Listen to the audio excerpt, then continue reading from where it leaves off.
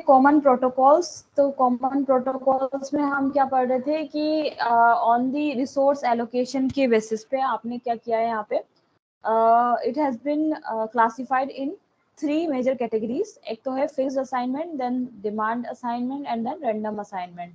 तो आपका जो रिसोर्सेज होते हैं, ठीक है, तो उसके बेसिस पे आपको पहला कौन सा होता है, फिक्स्ड असाइनमेंट प्रोटोकॉल्स।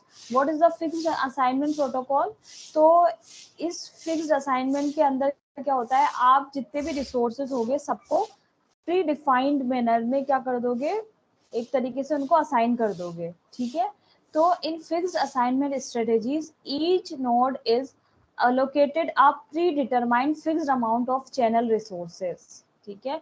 जैसे फॉर एन एग्जांपल मैंने कल दिया था आपको कि अगर 3 नोड हैं तो तीनों को हमने पहले ही एक जैसे मान लो बैंडविड्थ के बेसिस पे या टाइम के बेसिस पे सबको एक फिक्स्ड असाइनमेंट दे दिया, चाहे इसका ये यूटिलाइजेशन हो या नहीं हो, ठीक है। जैसे एक एग्जांपल था बस का और मोबाइल फोन का, है ना, तो सेम वही वाली चीज यहाँ पे आपका क्या हो रहा है, आपने पहले ही प्री डिफाइन कर दिया।